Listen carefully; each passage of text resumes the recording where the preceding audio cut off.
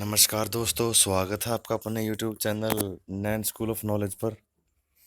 दोस्तों, आज हम इस वीडियो में जो ट्रांसफार्मर में लॉसेज होते हैं उसके बारे में डिस्कस करेंगे कि ट्रांसफार्मर में कौन कौन से लॉस होते हैं। आइए शुरू करते हैं। A transformer is a static device, so there is no rotating part, no friction.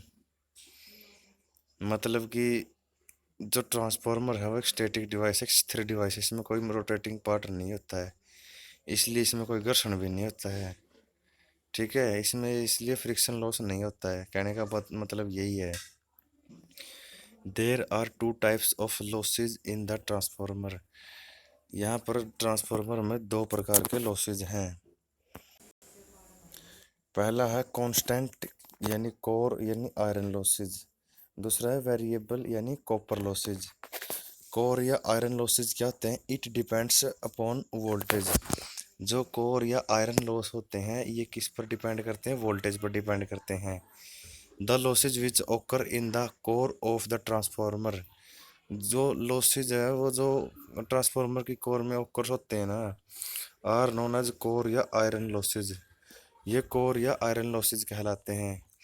These losses are constant in nature. ये जो लॉसेज हैं ये नेचर में कांस्टेंट होते हैं। And do not vary with load. और लोड के साथ वेरी नहीं करते हैं।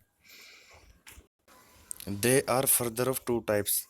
ये जो कोर लॉसेज है या आयरन लॉसेज हैं ये आगे दो प्रकार के होते हैं। पहला है हिस्टेरिसिस लॉस, दूसरा है एडी करंट लॉसेज। जो कोर लॉसेज है ना वो वोल्टेज पर डिपेंड करते हैं। हिस्टेरिसिस लॉसेज क्या होता है? Hysteresis losses can be reduced by using silicon steel material. जो हिस्टेरिसिस लॉस है ना उसको रिड्यूस करने के लिए हम सिलिकॉन स्टील मटेरियल का यूज कर सकते हैं इसकी कोर के कंस्ट्रक्शन के लिए। जो फ्रीक्वेंसी वोल्टेज है जो सिलिकॉन स्टील मिश्रण है किसका? Fe+Si यानी सिलिकॉन और लोहे का। इसमें 3.8% फ्रीक्वेंसी वॉल्यूम होती है। और हिस्टेरिसिस लॉस में जो ओमेगा एच है KB 1.6 मैक्स FV वाट होती है हिस्टेरिसिस लॉस में। एडी करंट लॉसेज यह 15% होता है और जो हिस्टेरिसिस लॉस होता है ये 5% होता है। Eddy current losses can be minimised by using lamination. जो एडी करंट लॉस है ना वो लैमिनेशन के द्वारा ही मिनिमाइज किया जा सकते हैं। Laminations are very thin strip of. जो लैमिनेशन है वो थिन स्ट्रिप के बने होते हैं। जो किसकी बनी होती है? EL और I शेप में। Having thickness ranging between. जो थिकनेस रेंजिंग होती है इसकी WC = KB² मैक्स F²T² वाट। इसकी थिकनेस रेंजिंग कितनी होती है? 0.35 टू 0.5 mm।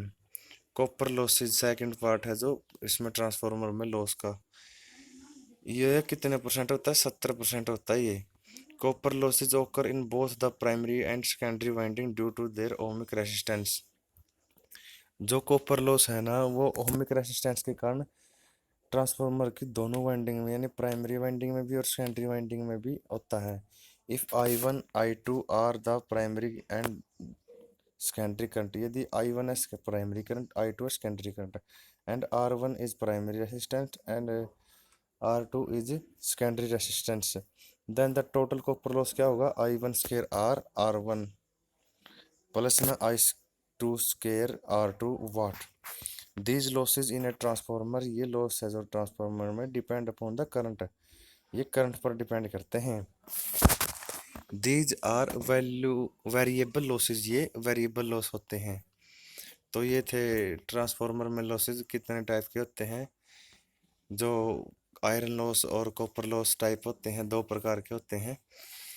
अगर वीडियो अच्छी लगी है तो चैनल को सब्सक्राइब करें, वीडियो को लाइक करें। धन्यवाद। जय हिंद, भारत माता की जय।